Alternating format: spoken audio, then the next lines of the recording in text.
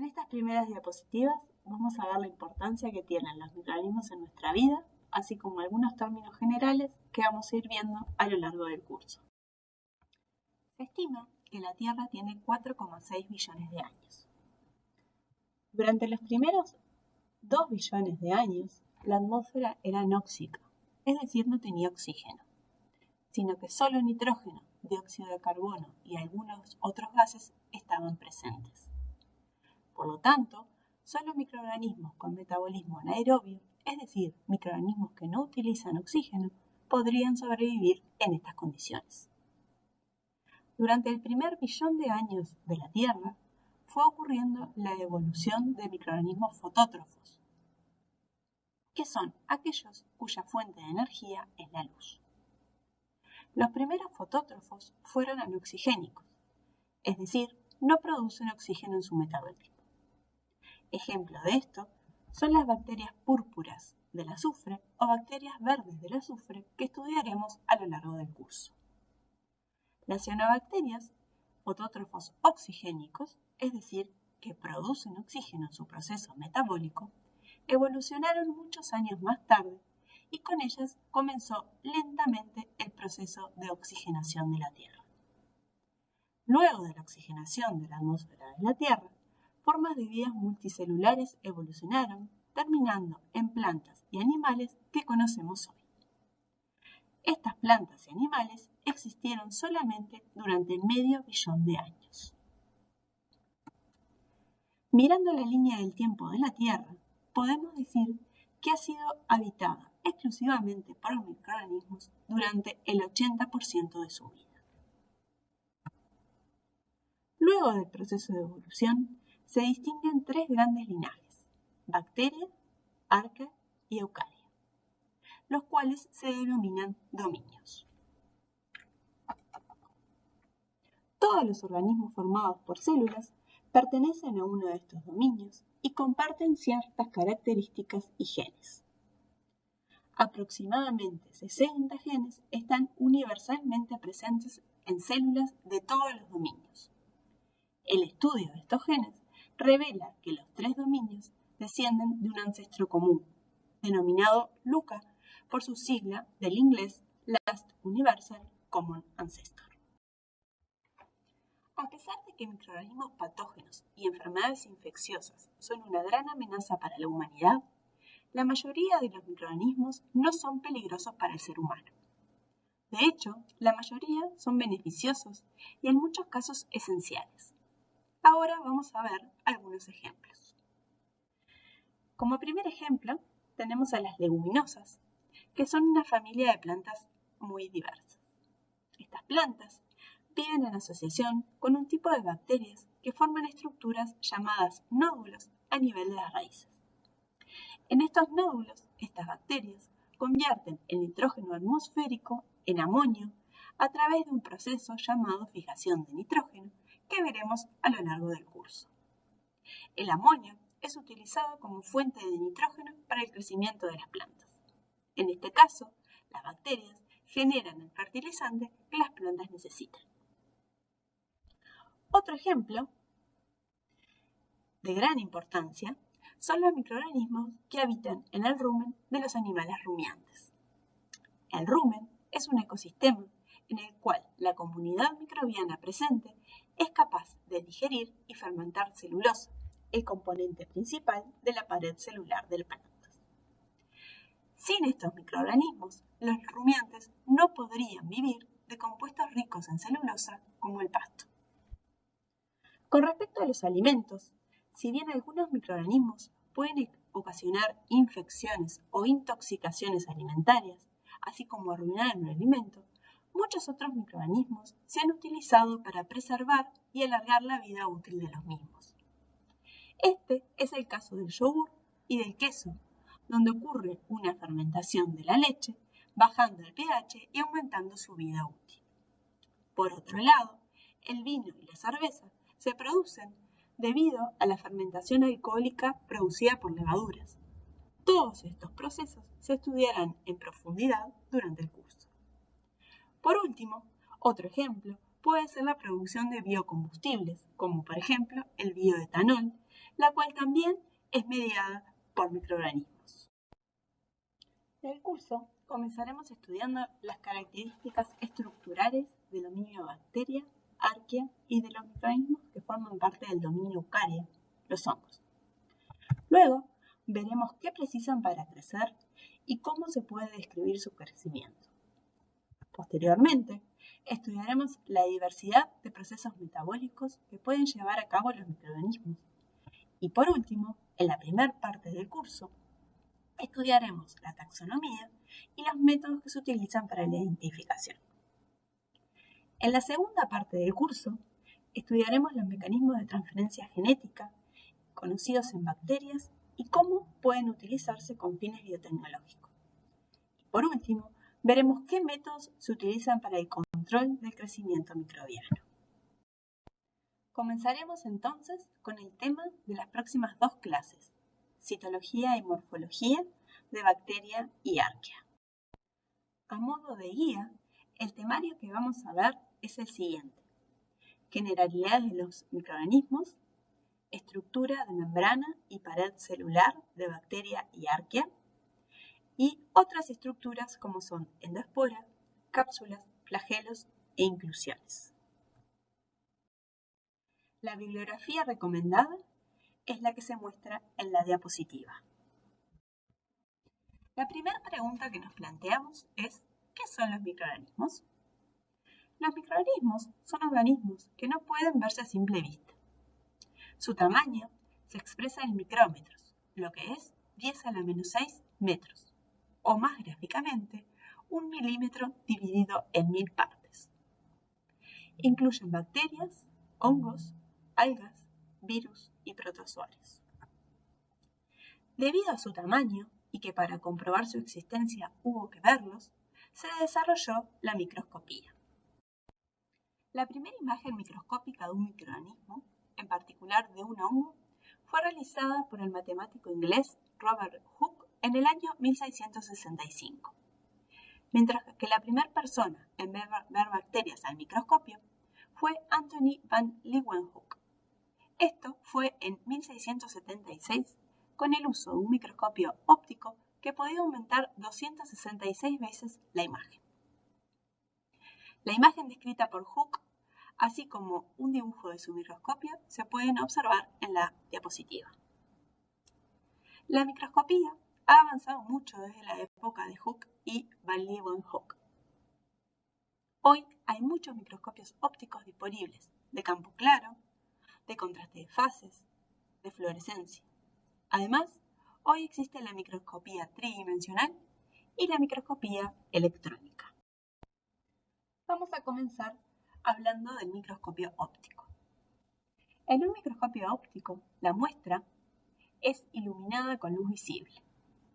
Hay 2 parámetros importantes en un microscopio óptico: el aumento y la resolución. El aumento es la capacidad del microscopio de agrandar una imagen. Los microscopios tienen lentes para lograr el aumento. Sin embargo, el aumento no es el limitante a la hora de ver objetos pequeños, sino la resolución. La resolución es la capacidad de distinguir 2 objetos adyacentes como distintos y separados. El límite de resolución de un microscopio óptico es 0,2 micrómetros, lo que significa que 2 objetos que están a una distancia menor a 0,2 micrómetros no pueden observarse como 2 objetos independientes. En los microscopios ópticos actuales, la luz está incorporada y es dirigida a una muestra mediante un condensador. La luz pasa a través de la muestra y es recogida en los lentes.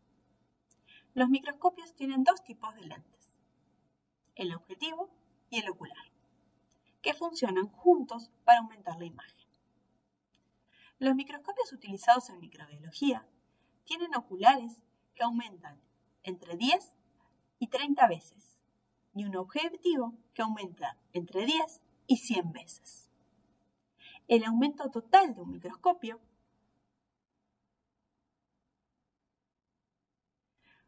óptico es el producto del aumento dado por el aumento del objetivo por el aumento dado por el ocular.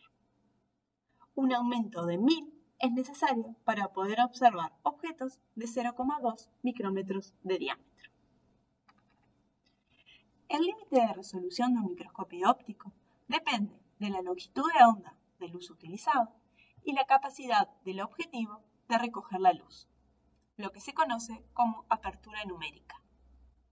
Cuando la apertura numérica es alta, como por ejemplo 100 por, se debe colocar aceite de inmersión sobre el portaobjeto conteniendo la muestra y el objetivo.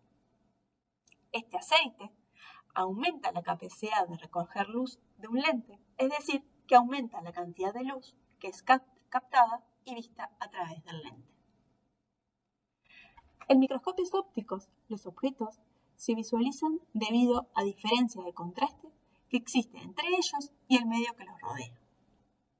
En el caso de microscopios de campo claro, el contraste resulta cuando los objetos absorben luz de forma diferente respecto a su alrededor. En el caso de las células bacterianas, en un fresco, sus propiedades ópticas son similares a las del medio que los rodea. Por lo tanto, se ven con dificultad. Es por esto que se han desarrollado varios métodos para aumentar el contraste y mejorar la visualización. Una forma de mejorar la visualización de bacterias en un microscopio de campo claro es la tinción. Este método es muy utilizado en microscopía óptica. Sin embargo, en el proceso de tinción, las células mueren y su forma puede verse deformada. Hay dos tipos de microscopía que aumentan el contraste de las células sin teñir, manteniéndolas vivas. Estas son la microscopía con contraste de fases y de campo oscuro. La microscopía de contraste de fases se basa en que las células tienen diferente índice de refracción en comparación con el medio que las rodea. La luz que pasa a través de la célula tiene diferente fase en comparación con la luz que pasa a través del medio que la rodea. Esta diferencia, aunque sutil, es amplificada por un componente del objetivo, resaltando en una imagen oscura rodeada de un halo blanco. En un microscopio de campo oscuro, la luz no atraviesa la muestra. En cambio, la luz se dirige desde los lados de la muestra y solo la luz que se dispersa cuando golpea la muestra puede alcanzar el lente. Por lo tanto, la muestra aparece clara sobre un fondo oscuro. Por último, los microscopios de fluorescencia se utilizan para ver organismos que emiten fluorescencia. En microscopía de fluorescencia se hace que las células emitan fluorescencia iluminándolas con luz de un solo color. Se utilizan filtros que permiten ver solo la luz que se emite. Por lo tanto, las células brillan en un fondo oscuro. Las células pueden emitir fluorescencia porque tienen algún compuesto fluorescente, como la clorofila, o pueden teñirse con una tinción fluorescente. Un ejemplo de este tipo de tinción es la que se denomina DAPI, 4-diaminidino 2-fenilindol, que se une al ADN de las células y las hace ver azules y brillantes. Hasta ahora hemos visto tipos de microscopía en las que se genera una imagen en forma bidimensional. Existen tipos de microscopía óptica que permiten generar imágenes en 3 dimensiones. Ejemplos de esto es la microscopía confocal y el microscopio de contraste por interferencia diferencial. El microscopio de contraste por diferencia diferencial es un microscopio óptico en el que se incorpora un polarizador en el condensador, generando luz en un solo plano. Esta luz polarizada pasa luego por un prisma que genera 2 haces de luz que pasan a través de la muestra, llegan al objetivo y se combinan en uno. Estos haces pasan a través de materiales con diferentes índices de refracción. Por lo tanto, los haces que se unen en el objetivo no están en fase, sino que interfieren el uno con el otro. Este efecto óptico genera una perspectiva tridimensional que aumenta diferencias sutiles de estructura. En este tipo de microscopio, estructuras como el núcleo, endosporas o vacuolas parecen más tridimensionales que en otro tipo de microscopio óptico. En este caso, se utilizan células sin teñir. El microscopio confocal es un microscopio controlado por una computadora que combina un microscopio láser con uno de fluorescencia. El láser escanea la muestra en diferentes planos, generando una imagen para cada plano. Luego, la computadora une estas imágenes generando una foto tridimensional de muy buena resolución. Las células, al ser golpeadas por el láser, emiten fluorescencia, por lo que se genera una imagen como la del microscopio de fluorescencia. Además, las células pueden teñirse con una tinción fluorescente. Por último, vamos a hablar brevemente de un tipo de microscopía con mayor resolución, la microscopía electrónica. En este caso, en lugar de luz, se utilizan electrones. Electromagnetos funcionan como lentes y todo el sistema funciona vacío. Hay dos tipos de microscopios electrónicos: el microscopio electrónico de barrido y el microscopio electrónico de transmisión. En microscopía electrónica de barrido, la muestra es recubierta con un metal pesado, como por ejemplo oro. Un haz de luz escanea la muestra y la dispersión de electrones se utiliza para generar una imagen en el monitor. Normalmente, solo la estructura superficial se logra ver con este tipo de microscopio. El microscopio electrónico de transmisión se utiliza para ver células y estructuras celulares con un gran aumento de resolución. La resolución de este tipo de microscopio alcanza los 0,2 nanómetros, 1000 veces más que un microscopio óptico. Como vimos previamente, toda forma de vida en la Tierra tiene un ancestro común llamado LUCA. Este ancestro común es la raíz de lo que se conoce como el árbol de la vida, que se basa en la secuencia del gen codificante para el ARN ribosomal. Este diagrama representa la evolución a lo largo del tiempo, también conocido como filogenia. Luego de esta evolución, se distinguen claramente tres dominios: bacteria, arquea y eucaria. Del ancestro común, la evolución siguió dos caminos para formar el dominio bacteria y arquea. Luego, el dominio arquea se desvió para distinguir el dominio arquea del eucaria. Las células del dominio bacteria y arquea presentan estructura procariota. En la estructura de estas células es en lo que nos vamos a centrar en esta clase y la próxima. Las células del dominio eucario presentan estructura eucariota. Dentro del dominio eucaria nos centraremos en el filo fungi.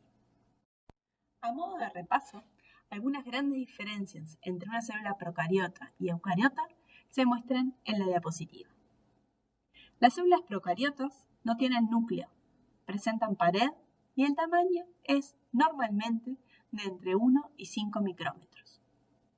Por su parte, las células eucariotas tienen núcleo, dentro del cual está la información genética, tienen estructuras delimitadas por membranas, como mitocondrias y cloroplastos, y tienen ADN asociado a proteínas, intrones y exones en su ADN. Además, el tamaño es muy variable y puede rondar entre los 0,8 y los 100 micrómetros. Comenzaremos entonces el estudio de la estructura y función de las células procariotas. En microbiología, la morfología se refiere a la forma de las células.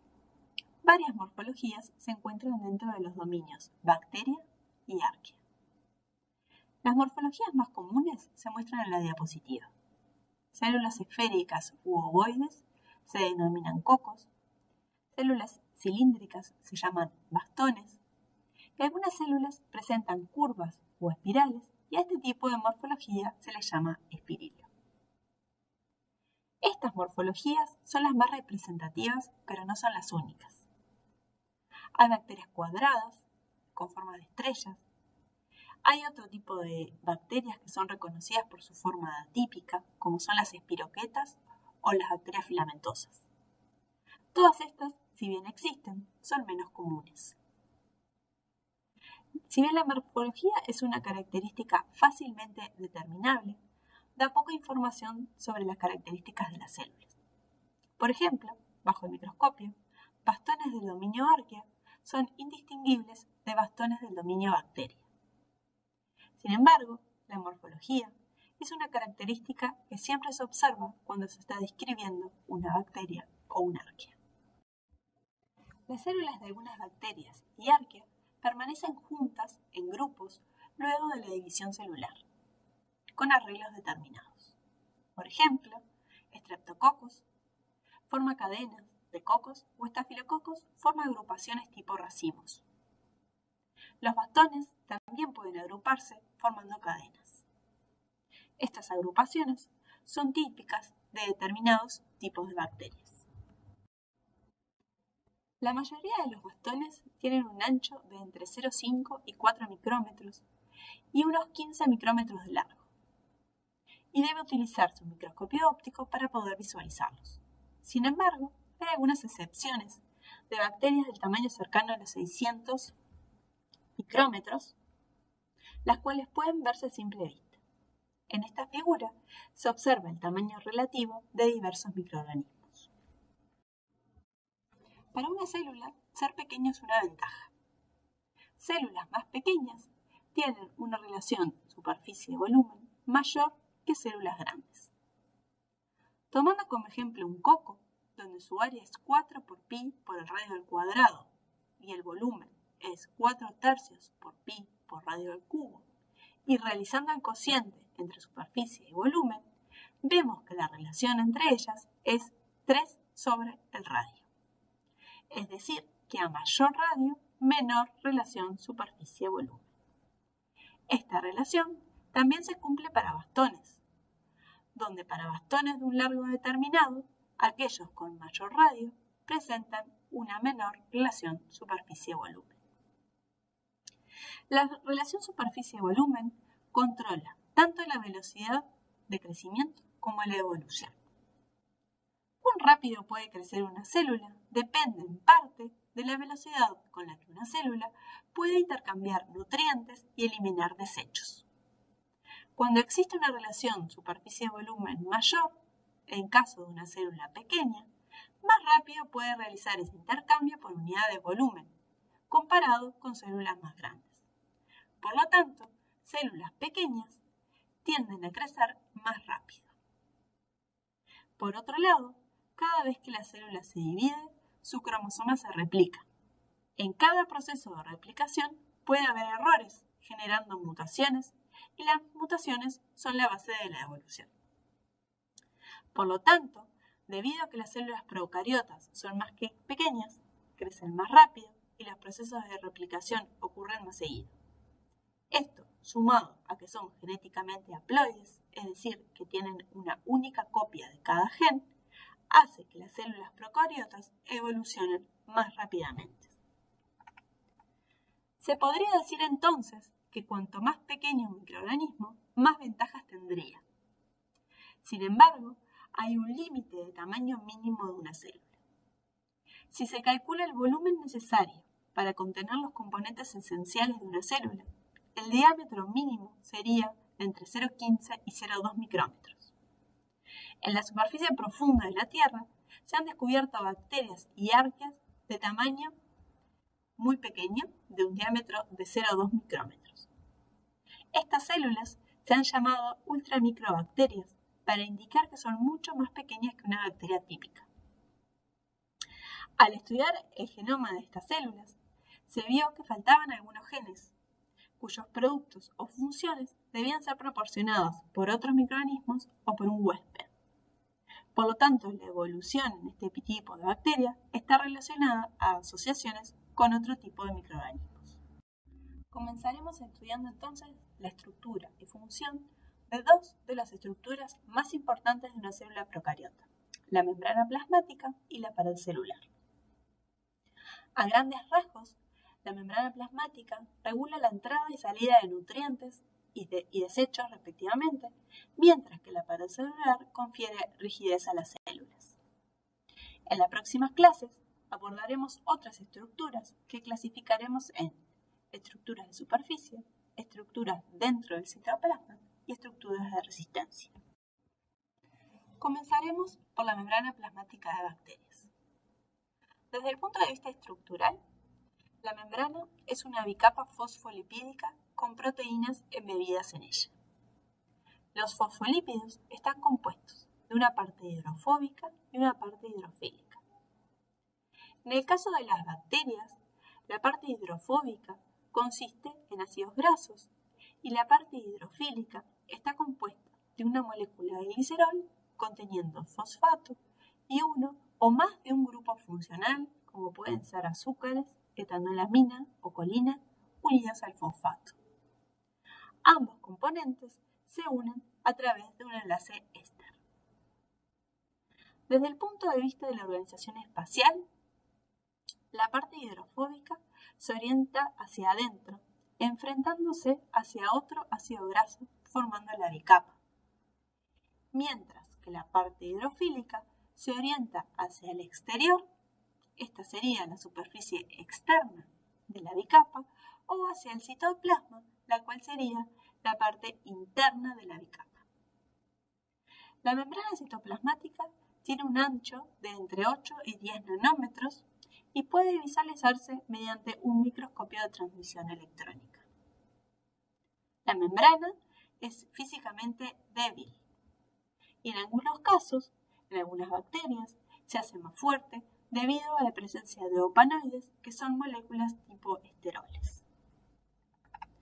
Además, gran variedad de proteínas se encuentran unidas o integradas a la membrana. Las proteínas de membrana normalmente tienen un dominio hidrofóbico que cruza a través de la membrana y un dominio hidrofílico que queda en contacto con el ambiente o el citoplasma. Las proteínas embebidas en las membranas se llaman proteínas integrales, mientras que las proteínas que están más débilmente unidas se llaman proteínas periféricas. Algunas proteínas periféricas son lipoproteínas, que contienen una cola hidrofóbica que se ancla en la membrana. Las proteínas periféricas interactúan con las proteínas integrales en procesos fundamentales, como por ejemplo el transporte de energía. Estructuralmente, la membrana plasmática de las arqueas es similar a la de las bacterias, pero desde el punto de vista químico son un poco diferentes. Mientras que en bacterias los ácidos grasos se unen al glicerol mediante enlace éster, en arqueas el glicerol se une mediante enlace éter a la parte hidrofóbica de la membrana, que en este caso no son ácidos grasos, sino repeticiones de isopreno. La membrana plasmática de las arqueas está formada por fosfoglicerol diéter de 20 carbonos, a lo que se le llama fitanil, o por difosfoglicerol tetraéter de cadenas de 40 carbonos, a lo que se le llama biftanil. En este último caso, los grupos fitanil están unidos covalentemente, formando una monocapa lipídica en lugar de una bicapa lipídica. En algunos casos, la porción hidrofóbica de arqueas contiene anillos de 5 o 6 carbonos intercalados. Por ejemplo, el lípido de membrana crenarqueol es común en células del mayor filo del dominio arquea y contiene 4 anillos de 5 carbonos y uno de 6. No se ha determinado hasta el momento la presencia de opanoides en las membranas citoplasmáticas de arqueas. La membrana plasmática tiene 3 funciones principales. La primera es una barrera de permeabilidad. La segunda es anclar proteínas que catalizan funciones clave. Y por último, la membrana juega un papel muy importante en el consumo y generación de energía. La membrana impide la difusión de muchas sustancias, especialmente moléculas polares o cargadas. Debido a la impermeabilidad de la membrana, la mayoría de las sustancias que entran o salen de la célula deben ser transportadas por proteínas. Estas proteínas no son solamente transportadoras, sino que además tienen la habilidad de acumular solutos en contra de gradiente. El transporte, que precisa energía para ocurrir, asegura a la célula la cantidad de nutrientes necesarios para que todas las reacciones bioquímicas ocurren de manera correcta. Estas proteínas tienen alta sensibilidad y especificidad. Si la concentración de un soluto es suficiente como para saturar el transportador, lo cual ocurre a las bajas concentraciones en las que se pueden encontrar en la naturaleza, la velocidad de entrada puede ser casi máxima. En este caso, los transportadores tienen alta afinidad por estos solutos, y es la gráfica verde que se muestra en la diapositiva. Algunos nutrientes son transportados por transportadores que tienen baja afinidad, lo que ocurre cuando la concentración externa de un soluto es muy alta. Algunos transportadores solo transportan un tipo de molécula, mientras que otros transportan a una familia, por ejemplo, azúcares o aminoácidos. Además, la membrana puede ser energizada cuando protones son separados de oxidrilos a través de la membrana. ¿Cómo sucede esto? Se verá más adelante en el curso. Esta separación de carga crea un estado energizado de la membrana que se llama fuerza protón motriz. La disipación de esta fuerza protón motriz puede estar asociada a diferentes reacciones que requieren energía, como el transporte o la generación de ATP. Ahora vamos a comenzar a hablar de la pared celular. El citoplasma de las células procariotas mantiene una alta concentración de solutos disueltos, lo cual crea una gran presión osmótica. Esta presión se estima es alrededor de 2 atmósferas o 203 kilopascales, una presión similar a la que soporta la rueda de un auto. Para soportar esta presión y prevenir la lisis celular, la mayoría de las bacterias y arqueas tienen una capa exterior en la membrana plasmática llamada pared celular. Además de proteger frente a la presión osmótica y evitar la lisis, la pared celular da rigidez y forma a la célula. Entre otras cosas, es importante conocer la estructura química y la función de la pared, debido a que algunos antibióticos como la penicilina o cefalosporina actúan a nivel de la síntesis de la pared celular, lo cual puede ocasionar lisis. Como las células del ser humano no tienen pared celular y por lo tanto no son blancos de estos antibióticos, han sido una buena alternativa para el tratamiento de enfermedades infecciosas de origen bacteriano. Las células bacterianas se pueden dividir en dos grandes grupos, bacterias gram positivas y bacterias gram negativas, de acuerdo a la tensión de gram, la cual analizaremos más adelante. La pared celular de bacterias está formada por una estructura llamada peptidoglicano, la cual le confiere rigidez a la pared. Esta estructura está presente en todas las bacterias que tienen pared, pero no está presente en la pared celular de arqueas o células del dominio eucaria. El peptidoglicano está formado por la repetición alternada de dos residuos de glucosa modificados llamados N-acetilglucosamina y ácido N-acetilmurámico, unidos entre sí por un enlace beta-1,4. A su vez, el grupo funcional ácido del ácido N-acetilmurámico está unido a los aminoácidos L-alanina, D-alanina, D-ácido glutámico, L-lisina o ácido diaminopimélico. Todos estos componentes están unidos de manera ordenada de forma de formar la unidad básica del peptidoglicano denominada tetrapeptidoglicano. Así, el peptidoglicano es una larga cadena de esta unidad básica. El peptidoglicano es sensible a la lisosima debido a que esta enzima es capaz de romper el enlace glicosídico entre la N-acetilglucosamina y el ácido N-acetilmurámico. La lisosima está presente en secreciones como lágrimas o saliva y es la principal línea de defensa contra la infección bacteriana. También es sensible a la penicilina, como veremos más adelante. Es de remarcar la presencia de dos aminoácidos con configuración estereoisomérica D, la D-alanina y el ácido D-glutámico, ya que las proteínas están todas formadas por aminoácidos de configuración estereoisomérica L. Las cadenas de peptidoglicano son sintetizadas de forma adyacente una a otra. Cada cadena está unida al adyacente mediante un enlace cruzado entre péptidos de cada cadena, lo cual genera un polímero que es fuerte en dirección X e Y.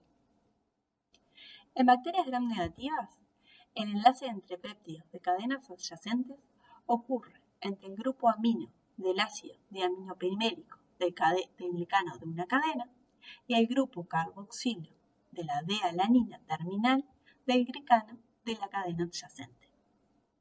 En bacterias gram positivas, el enlace cruzado entre péptidos contiene normalmente un interpuente formado por un péptido corto. El tipo y número de aminoácidos depende de la especie. En Staphylococcus aureus, por ejemplo, el interpuente está formado por 5 glicinas. Más de 100 tipos diferentes de peptidoglicano han sido descritos, teniendo en cuenta las variaciones en las uniones entre péptidos de las cadenas adyacentes. Sin embargo, el glicano parece ser universal. Solo se conoce la unión alternada de N-acetilglucosamina y ácido N-acetilglutámico unidos por enlace beta-1,4. Durante el crecimiento bacteriano, las células deben sintetizar nuevo peptidoglicano y exportarlo al exterior de la membrana plasmática. La síntesis del peptidoglicano implica la digestión controlada del peptidoglicano existente y la inserción simultánea de precursores de peptidoglicano. En este último proceso está involucrada una molécula llamada bactoprenol, que actúa como transportador. El bactoprenol es una molécula hidrofóbica de 55 carbonos unida a N-acetilglucosamina, ácido N-acetilmurámico y a un pentapéptido. El bactoprenol transporta el precursor del peptidoglicano a través de la membrana plasmática. Autolisinas hidrolizan el enlace que conecta la N-acetilglucosamina y ácido N-acetilmurámico del peptidoglicano original. En ese espacio se inserta el nuevo material de la pared. Una vez fuera de la membrana, el bactoprenol interactúa con transglicosidasas que insertan el precursor del peptidoglicano en un punto de la pared celular y catalizan la formación del enlace glicosídico. La síntesis del peptidoglicano es un proceso muy coordinado. Los precursores deben estar disponibles durante el proceso de autólisis. El último paso de la síntesis del peptidoglicano es la transpeptidación. En este caso, el tetrapéptido debe empalmarse inmediatamente en el peptidoglicano existente para prevenir una ruptura en el peptidoglicano, lo que podría generar una lisis espontánea. Este proceso forma el enlace cruzado entre los residuos de ácidos murámicos de cadenas adyacentes. En el caso de bacterias gram negativas, el enlace cruzado se realiza entre el ácido diaminoprimérico de un péptido y de alanina del péptido adyacente. Si bien hay 2 péptidos de alanina en el precursor del peptidoglicano, solo uno queda en la molécula final. El otro se remueve durante la transpeptidación. Este proceso es exergónico, generando la energía necesaria para que la transpeptidación ocurra. La transpeptidación es inhibida por la penicilina. Cuando esto sucede en una molécula en crecimiento, la continua actividad de autolisinas debilita el peptidoglicano y ocasiona rupturas. La ausencia de peptidoglicano en células eucariotas, como las células humanas, hace que la penicilina destruya solo células bacterianas en crecimiento. El 90% de la pared celular de bacterias gram positivas está formada por peptidoglicano. La mayoría de las bacterias gram positivas tienen muchas capas de peptidoglicano, puestas una sobre otra. Se piensa que la célula sintetiza el peptidoglicano en forma de cables de 50 nanómetros de ancho. Cada cable estaría formado de muchas cadenas de glicano. Mientras el peptidoglicano se sintetiza, los cables se unen entre sí para formar una estructura muy fuerte. Además, muchas bacterias gram positivas producen ácidos teicoicos embebidos en su pared. Los ácidos teicoicos están compuestos de glicerol-fosfato o ribitol-fosfato unidos a moléculas de glucosa o de alanina. Así, moléculas individuales del glicerol-fosfato o ribitol-fosfato se unen a través del grupo fosfato para formar grandes cadenas, las que se unen covalentemente al peptidoglicano. Los ácidos teicoicos tienen la función de unir calcio y magnesio antes de entrar a la célula. Algunos ácidos teicoicos están unidos covalentemente a lípidos de membrana en lugar al peptidoglicano. Estos se llaman ácidos lipoteicoicos. Esta asociación se puede ver en la figura. En bacterias gram negativas, solo una baja proporción de la pared está constituida por peptidoglicano. La mayoría de la pared está formada por una membrana externa. Esta membrana externa es una segunda bicapa lipídica, pero su composición es diferente a la de la membrana plasmática. No está solamente formada por fosfolípidos y proteínas, sino que también está formada por polisacáridos y lípidos que se unen para formar un complejo. La membrana externa es llamada también capa de lipopolisacárido o LPS. La membrana externa confiere baja rigidez estructural en comparación con el peptidoglicano, pero actúa como una barrera frente a compuestos lipofílicos, como antibióticos. De hecho, muchos antibióticos que son efectivos frente a bacterias gram positivas no presentan actividad frente a bacterias gram negativas. Desde el punto de vista químico, la estructura del lipopolisacárido está formada de un corazón de polisacáridos, un polisacárido O específico y una porción lipídica.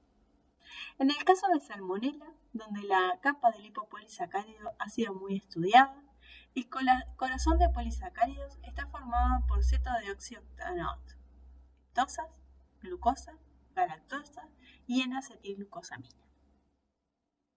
Unido al corazón de polisacáridos está el polisacárido O específico, que puede estar formado de galactosa, glucosa, rhamnosa, manosa y algunas dideoxihexosas. Estos azúcares están unidas de a 4 o 5 formando una unidad básica que se repite consecutivamente formando el polisacárido O específico. Por último, la porción lipídica del lipopolisacárido está formada por ácidos grasos unidos a grupos amino de disacáridos compuestos por glucosamina fosfato. Este disacárido se une luego al corazón de polisacáridos a través del cetodeoxioctanoato. Los ácidos grasos encontrados normalmente son caproico, 6 carbonos, láurico, de 12 carbonos, mirístico, de 14 carbonos, palmítico, de 16 carbonos, o esteárico, de 18 carbonos. El esquema de toda la pared de una bacteria gram negativa se puede ver en la figura. El lipopolisacárido reemplaza muchos de los fosfolípidos de la mitad de la bicapa expuesta al exterior, como puede observarse. La membrana externa está unida al peptidoglicano a través de la proteína Brown, que genera un espacio entre el peptidoglicano y la membrana externa. Una de las actividades principales del lipopolisacárido es la toxicidad frente a animales. Dentro de estos patógenos está Salmonella y Shigella. Algunos de los síntomas que generan estos patógenos a nivel gastrointestinal se debe al lipopolisacárido, en particular a la fracción lipídica, conocida también como lipido A. El término endotoxina, que se retomará en el ciclo de microorganismos y salud, refiere al componente tóxico del lipopolisacárido. La membrana externa es impermeable a proteínas y a moléculas grandes. De hecho, la principal función de la membrana externa es prevenir que proteínas cuya actividad ocurre fuera del citoplasma difundan hacia afuera de la célula. Estas proteínas extracelulares residen en el espacio llamado periplasma. El periplasma contiene diferentes tipos de proteínas: enzimas hidrolíticas, proteínas de unión, quimioreceptores y proteínas involucradas en síntesis de estructuras extracelulares como el peptidoglicano y la membrana externa, utilizando como precursores moléculas secretadas a través de la membrana citoplasmática. La membrana externa es relativamente permeable a moléculas pequeñas debido a proteínas transmembranas llamadas porinas, que funcionan como canales de entrada y salida de sustancias. Algunas porinas son específicas y otras no específicas. Las porinas no específicas forman canales llenos de agua a través de los cuales moléculas muy pequeñas e hidrofílicas pueden pasar. Por el contrario, porinas específicas contienen un sitio de unión generalmente para un grupo de compuestos estructuralmente relacionados. Esta diferencia de estructura a nivel de la pared celular se visualiza a través de la tinción de Gram.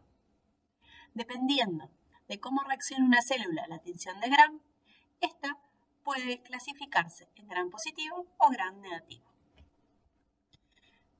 Luego de la tinción de Gram, las bacterias Gram positivas aparecen violetas, mientras que las Gram negativas aparecen rosadas. La tinción con cristal violeta deja las células violetas. Cuando se tratan con etanol, las células Gram negativas se decoloran, mientras que las positivas no. Esto se debe a que el etanol deshidrata la pared celular y en el caso de las bacterias Gram positivas no deja que el colorante salga de la célula. Cuando se realiza una tinción con safranina, las bacterias Gram negativas se tiñen de rosado. La estructura de la pared celular de Arqueas es variable, incluyendo polisacáridos, proteínas, glicoproteínas o mezcla de macromoléculas. En particular, la pared celular de Arqueas productoras de metano o metanogénicas contiene una estructura similar al peptidoglicano, un polisacárido llamado pseudomureína. Mureína viene del latín y significa pared. La pseudomureína está formada por unidades alternadas de N-acetilglucosamina, presente en el peptidoglicano, y ácido N-acetiltalusaminurónico, que reemplaza el ácido N-acetilmurámico del peptidoglicano.